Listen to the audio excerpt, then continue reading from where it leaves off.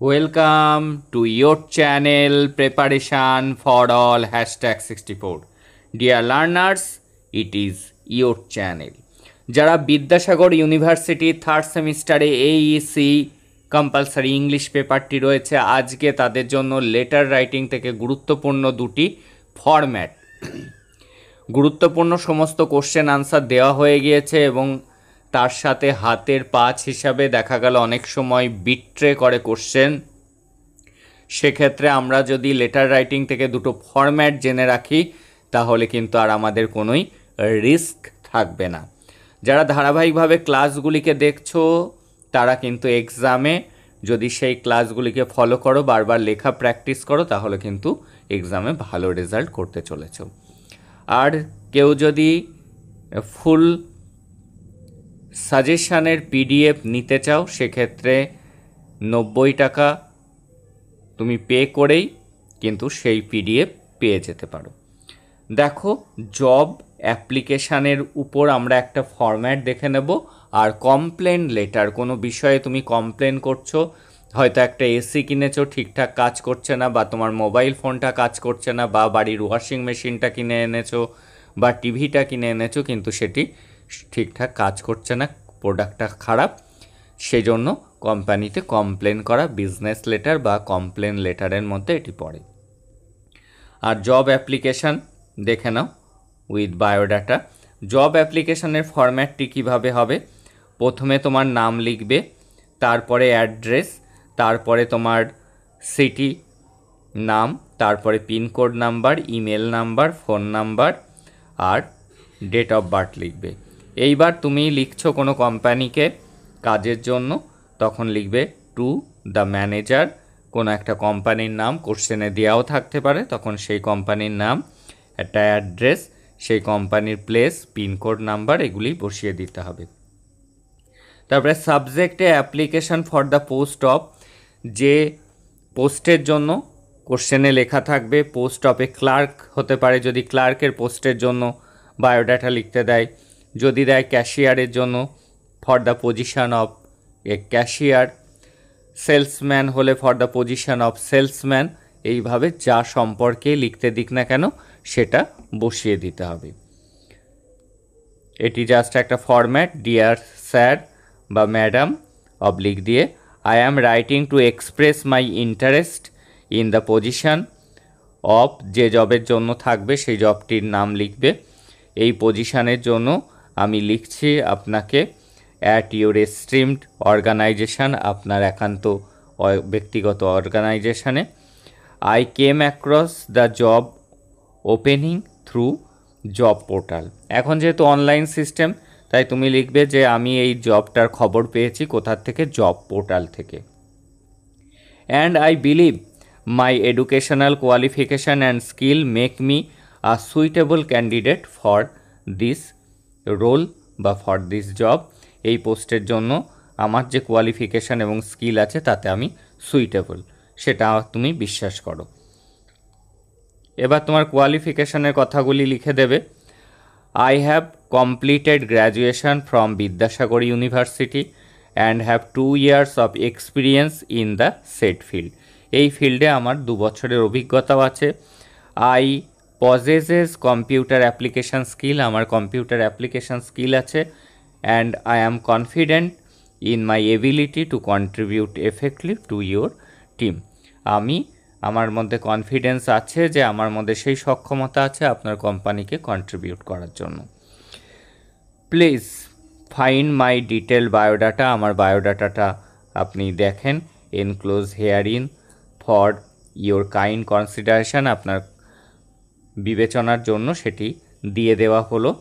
I would be grateful, আমি কৃতজ্ঞ থাকবো, for the opportunity to discuss how can I contribute to the success of your organisation, আমি কিভাবে আপনার কোম্পানিকে কন্ট্রিবিউট করতে পারি বা আপনার কোম্পানির সাফল্যে আমি একটা অংশ হতে পারি, সেই সুযোগটা দিলে আমি অত্যন্ত বাধিত থাকব। Thank you for consideration my application, আমার এই অ্যাপ্লিকেশানটি বিবেচনার জন্য ধন্যবাদ।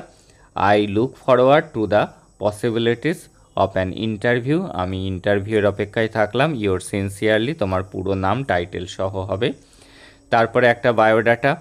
বায়োডাটার ফরম্যাটটি কেমন হয় দেখো। বায়োডাটা বলে লিখবে পার্সোনাল ইনফরমেশন, ফুল নেম তোমার লিখবে, ফাদার্স নেম লিখতে হবে, তোমার ডেট অফ বার্থ লিখবে, তোমার জেন্ডার লিখবে মেল বা ফিমেল, মেরিটোরিয়াস স্ট্যাটাসে আনম্যারিড লিখে দেবে, nationality Indian, knowledge language known Bengali, Hindi and English লিখবে, তোমার অ্যাড্রেস লিখবে, ফোন নাম্বার লিখবে, ইমেল আইডি লিখবে। আর কি দিতে হবে, এডুকেশনাল কোয়ালিফিকেশান কিভাবে লিখবে দেখো। প্রথমে ছক করবে একটা কোয়ালিফিকেশান, তারপরে বোর্ড বা ইউনিভার্সিটি, ইনস্টিটিউট, তারপরে ইয়ার, আর তারপরে কত পার্সেন্টেজ পেয়েছো। এইভাবে একটা ছকের মধ্যে এটা কিন্তু লিখবে। যেমন এই যে ক্লাস 10, ক্লাস 12, গ্র্যাজুয়েশান, MA না দিলেও চলবে। এই যে 10 পাস করেছো, কোন বোর্ড থেকে সেটি লিখতে হবে, এটা কিন্তু কিছু না। ইয়ার কোন বছর পাস করেছো আর কত পার্সেন্টেজ পেয়েছো, 12 ক্লাস কোন বোর্ড থেকে পাস করেছো, কোন সালে পাস করেছো এবং কত পার্সেন্টেজ পেয়েছো। গ্র্যাজুয়েশনের ক্ষেত্রেও তাই একটা আনুমানিক লিখে দেবে। এমন না অনেকে ঘাবড়ে যায় যে আমি তো এখনও গ্র্যাজুয়েট হইনি, কেন লিখব না, এটার সাথে তোমার লিখে দিলে কোনো রকম সমস্যা হবে না, তুমি একটা আনুমানিক স্কোর বসিয়ে দিতে পারো। পোস্ট গ্রাজুয়েট তোমাদের ক্ষেত্রে না লিখলেও চলবে। এবার ওয়ার্ক এক্সপিরিয়েন্স, এখানেও একটা ছকের মাধ্যমে তুমি লিখতে পারো যে কোন অর্গানাইজেশনে তুমি কাজ করেছো, কোন পজিশনে কাজ করেছো অর্থাৎ কোন পোস্টে, আর কতদিন কাজ করেছো। ওখানে তো উল্লেখ আছে তোমার 2 বছরের অভিজ্ঞতা আছে, সেই পোস্টটার নাম লিখলে। আর একটা আন্দাজে একটা সুমিত ইন্ডাস্ট্রি বা এরকম একটা কিছু অর্গানাইজেশনের নাম লিখলে। তোমার স্কিল অ্যান্ড স্ট্রেংথ, তোমার দক্ষতা কিসে আছে, তোমার লিখতে পারো যে তুমি স্পোকেন ইংলিশ জানো, তুমি কম্পিউটার অ্যাপ্লিকেশান জানো, এগুলো লিখতে পারো। তোমার হবি আর ইন্টারেস্ট তুমি লিখে দিলে, তোমার হবি কি সেটা লিখলে। তোমার গান শুনতে ভালো লাগতে পারে, বা তোমার ইন্টারেস্ট কিসে আছে, যে গল্প পড়া বা গল্প লেখা বা গান শোনা, এগুলো কিছু একটা তুমি লিখে দিতে পারো যে তোমার হবি কি। হবি লিখতে পারো প্লেয়িং ক্রিকেট, লিসেনিং মিউজিক, এরকম কোনো কিছু লিখতে পারো। এই গেল আমাদের অ্যাপ্লিকেশান কোনো কোম্পানিতে চাকরির জন্য বায়োডাটা বা সিভি, একে সিভিও বলে। যাই আসুক না কেন এই ফরম্যাট আমাদের সেম লিখে দিলেই চলবে। এর কমপ্লেন্ট লেটার, অভিযোগ করে কোনো লেটার, তুমি কোনো একটা প্রোডাক্ট কিনেছো, সেটি খারাপ বেরিয়েছে, সেটা তুমি অফলাইন বা অনলাইন যাই আসুক না কেন ফরম্যাট কিন্তু একই। মন দিয়ে ক্লাসগুলি যারা করছো তাদের মধ্যে একটা কনফিডেন্স থাকবে, নিজেরা যে কোনো কোশ্চেন আসলে কিন্তু সঠিকভাবে লিখে আসতে পারবে। আর যাদের পিডিএফ প্রয়োজন, ফুল সাজেশানের পিডিএফ মাত্র 90 টাকা পে করলেই কিন্তু তোমরা সেই পিডিএফ পেয়ে যাবে। দেখো প্রথমে লিখবে ইয়োর নেম, তোমার নাম লিখবে, অ্যাড্রেস লিখবে, তোমার সিটি, পিনকোড এবং ডেটটা বসিয়ে দেবে, কত তারিখে লিখছো। এবার কিভাবে লিখতে হবে, টু, তার নিচে লিখবে দ্য ম্যানেজার, কোম্পানির নাম একটা আনুমানিক লিখে দেবে, কোশ্চেনে অনেক সময় কোম্পানির নাম দেওয়া থাকে, কোম্পানির অ্যাড্রেস। এবার সাবজেক্টে কী লিখতে হবে, complaint about a bad product, খারাপ প্রোডাক্টের জন্য, যেটা কিনেছো সেটা খারাপ বেরিয়েছে সেই জন্য তুমি কমপ্লেন করে লিখছো। দেখো ডিয়ার স্যার বা deer madam, I am writing to complain about a product, একটা প্রোডাক্টের বিষয়ে আমি কমপ্লেন জানাচ্ছি। I bought from your company, আপনার কোম্পানি থেকে আমি কিনেছি। আই পারচেসড এ, এবার প্রোডাক্টের নাম, যদি এসি কিনে থাকো এসি, টেলিভিশন হলে টেলিভিশন বা টিভি, ওয়াশিং মেশিন হলে ওয়াশিং মেশিন, ফ্যান হলে ফ্যান, মোবাইল ফোন হলে মোবাইল ফোন। এটা একটা ফরম্যাট, একটা পড়েই তুমি 100টা লিখতে পারবে। অন, একটা ডেট বসাবে কত তারিখে কিনেছো। ফ্রম, যদি দেয় যে প্রোডাক্টটি তুমি কোনো দোকান থেকে কিনেছো তাহলে সেই স্টোরের নাম একটা লিখে দিলে, গ্রেট ইস্টার্ন, এরকম কিছু একটা। আর যদি তুমি অনলাইনে কিনে থাকো সেক্ষেত্রে ফ্লিপকার্ট বা অ্যামাজন কোনো একটা কিছু নাম লিখে দিতে পারো। আশা করি এইটুকু বুঝলে। আফটার ইউজিং ইট, এটা ব্যবহার করার পর, I found that the product is not working properly, এই প্রোডাক্টটা কিন্তু ঠিকভাবে কাজ করছে না। এবার কিন্তু তোমার এক্সপ্লেন করতে হবে কি সমস্যা দেখা দিয়েছে। আমি কয়েকটা লিখে দিয়েছি, এর মধ্যে যে কোনো একটা তোমরা বসিয়ে দিতে পারো। The item stopped working in 2 days, 2 দিনের মধ্যেই এটা খারাপ হয়ে গিয়েছে, কাজ করছে না। অথবা তোমরা লিখতে পারো the product was damaged when I open the box, online থেকে অনেক সময় এটা হয়, বক্স খোলার পর আমি দেখলাম যে জিনিসটা প্রোডাক্টটা ড্যামেজ হয়ে গিয়েছে। যে কোনো একটা প্রশ্ন অ্যাকর্ডিং টু কোশ্চেনে যদি কোনো রিজন দেওয়া থাকে এর মধ্যেই একটা রিজন থাকবে, হয় বলা থাকবে যে 2 দিন বা 5 দিনের মধ্যে সেটি আর কাজ করছে না, তাহলে এইটা লিখবে। আর যদি দেয়া থাকে যে অনলাইন থেকে কিনেছো, বক্স খুলেই দেখছো যে সেটি ড্যামেজ আছে, তাহলে এটি লিখবে। 2 রকমই লেখা থাকলো।